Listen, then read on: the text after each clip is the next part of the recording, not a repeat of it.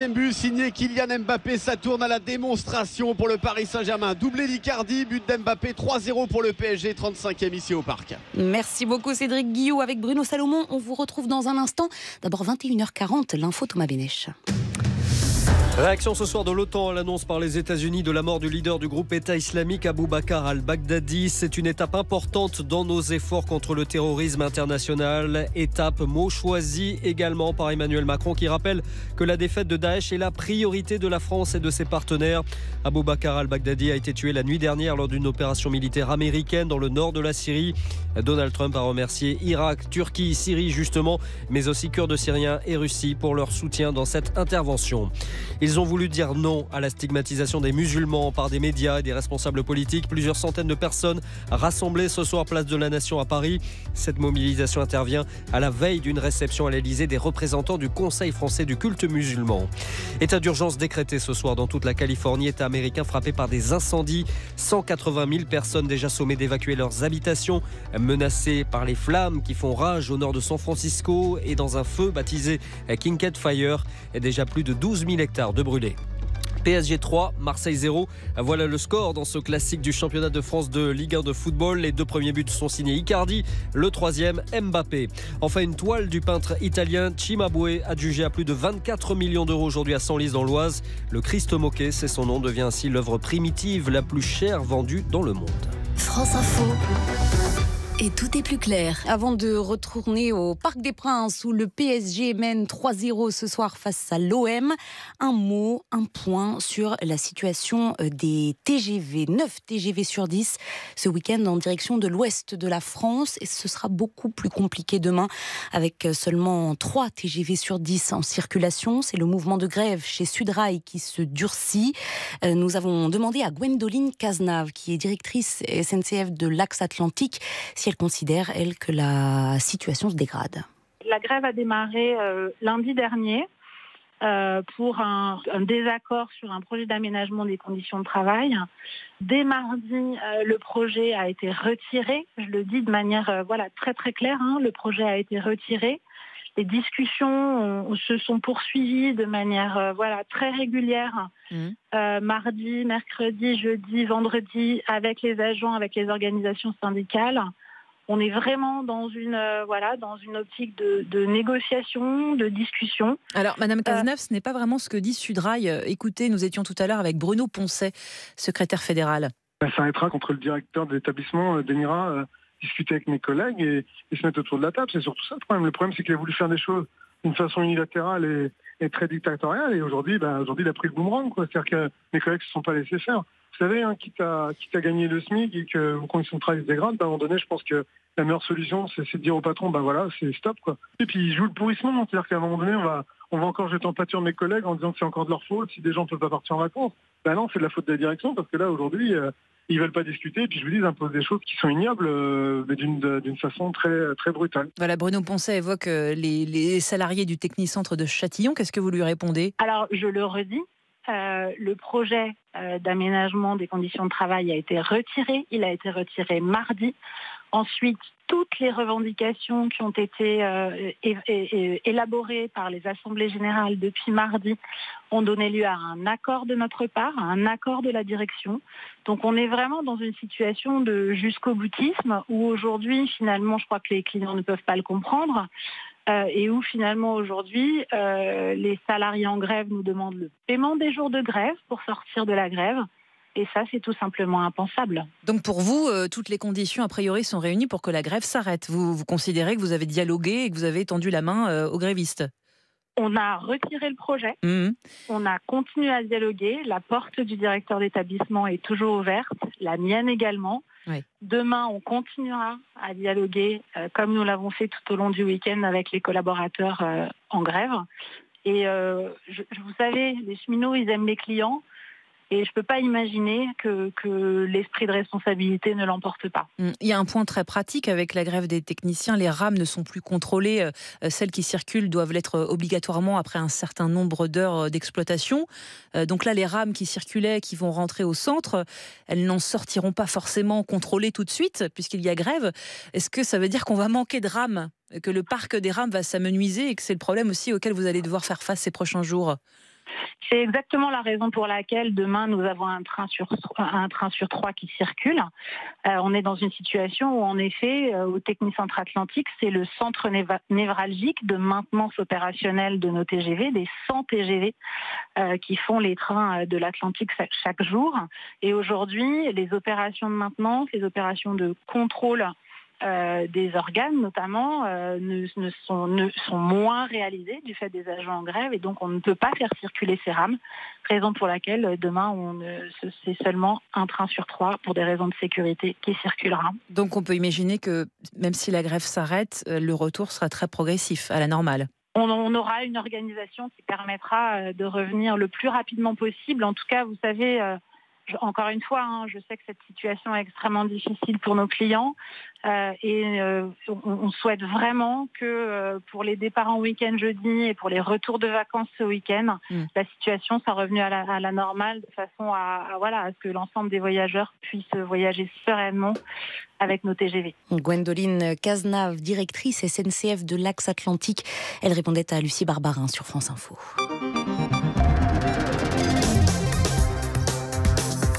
3-0 pour les Parisiens face à l'OM. Cédric Guillou, Bruno Salomon. Les Marseillais n'y arrivent pas. Effectivement, les Marseillais n'y arrivent pas. Alors pourtant, là, depuis 4-5 minutes, ils ont installé la toile de tente dans les 45 mètres du Paris Saint-Germain. Ils essaient de monter le ballon un petit peu, de se rapprocher de la cage de Keylor Navas, mais ça ne marche pas. Et surtout, on tremble pour cette équipe de Marseille, car s'il y a contre-attaque et s'il y a perte de balle, il peut y avoir d'énormes et de très très gros dangers. On rappelle juste qu'il nous reste exactement 4 minutes à vivre dans cette première période et que les non-débuteurs, c'est très simple. Doublé de Icardi et Kylian Mbappé. Attention justement, là une nouvelle fois la défense marseillaise qui se dégage un petit peu en catastrophe. Ouais, la défense marseillaise qui est en souffrance depuis le début de cette partie, avec notamment la charnière Caleta-Tsar-Camara qu'on voit de toutes les couleurs, qui souffre énormément dès que les Parisiens accélèrent.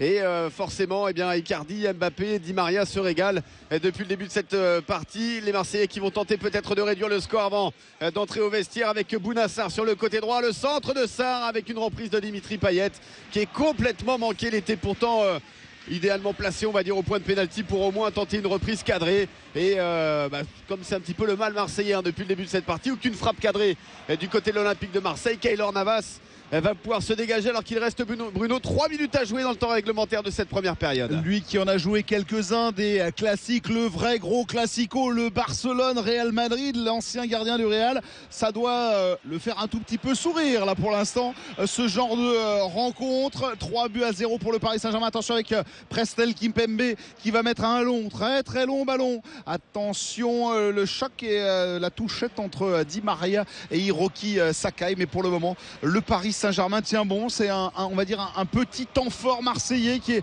un petit peu plus installé, mais c'est vraiment petit.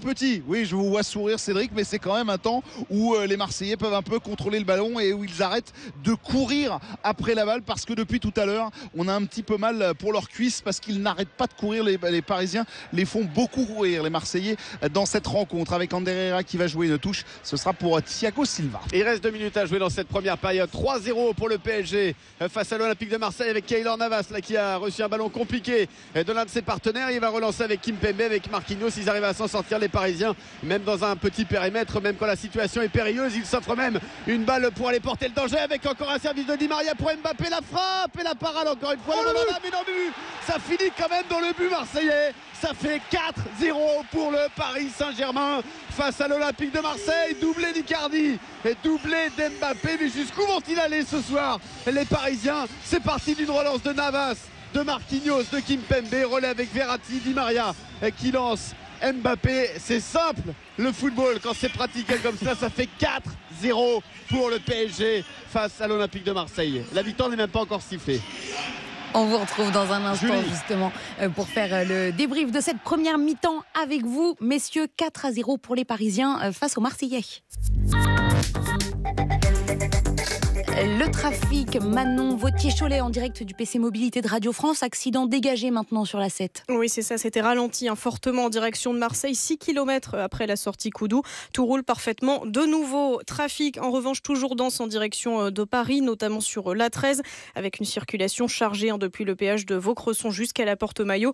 En revanche, le trafic est fluide sur l'A6 et l'A6B en direction des portes d'Orléans et d'Italie pour rejoindre le périphérique parisien. Merci Manon. France Info, le 21h minuit de Julie Smul. La mi-temps va être sifflée dans quelques secondes au Parc des Princes. 4-0 pour le PSG face à l'OM. D'abord l'info, 21h50, Thomas Bénèche. Un coup dur porté contre Daesh pour le président français, un moment important pour le Premier ministre britannique. Des doutes exprimés en revanche par Moscou. Voilà quelques-unes des réactions à l'annonce par les États-Unis de la mort d'Abou Bakr al-Baghdadi, le leader du groupe État islamique tué la nuit dernière dans une opération militaire américaine conduite dans le nord de la Syrie. Intervention à l'issue de laquelle Donald Trump a remercié Syrie, Kurdes syriens, mais aussi la Turquie, l'Irak et la Russie pour leur soutien dans cette intervention. 30% des TGV Atlantiques en circulation demain, annonce la SNCF, conséquence d'un mouvement de grève au technicentre de Châtillon dans les Hauts-de-Seine. La directrice TGV Atlantique dénonce sur France Info le jusqu'au boutisme des grévistes. La mobilisation s'arrêtera quand la direction daignera discuter, dit le syndicat Sudrail.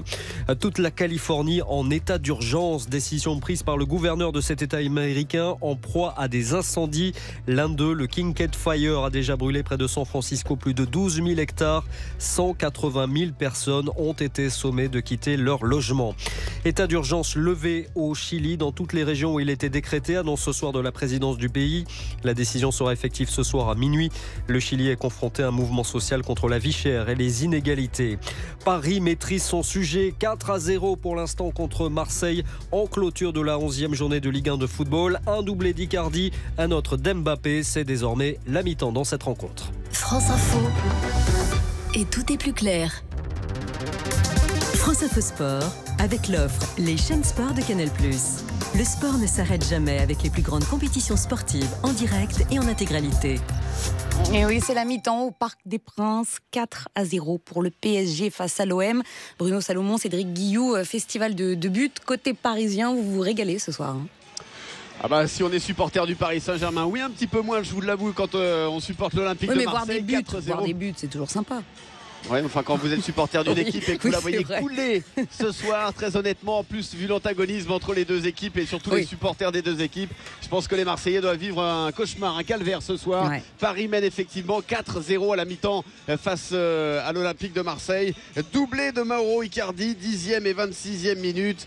Doublé également pour Kylian Mbappé, 32e et 44e. Ces deux-là avaient déjà brillé mardi en Ligue des Champions face au club de Bruges. Il récidive ce soir pour effectivement le plus grand plaisir des supporters du Paris Saint-Germain. Et on se disait avec Bruno qu'on en est à 4-0 à la pause, donc potentiellement ça peut encore être pire, voilà, pour l'OM, sachant quand même qu'il n'y a jamais eu plus de 4 buts d'écart lors d'un classico entre les deux équipes. Le score le plus large c'était 4-0 pour l'OM en 86 et il y a eu 2 fois 5-1 pour le PSG en 78 et 2017. Très franchement Bruno, vu ce que l'on a vu durant les 45 premières minutes, ça pourrait être un classico historique ce soir. Ouais, le message est passé du côté de Thomas Tuchel qui a demandé un match de Ligue des Champions, mais le problème c'est que l'OM n'est pas armé pour jouer la Ligue des Champions et n'est peut-être même pas armé pour jouer l'Europa League. Cette équipe de l'OM est beaucoup trop légère pour affronter un PSG qui décide sur une rencontre de respecter son adversaire, de le prendre par le col et de le bouger dans tous les sens.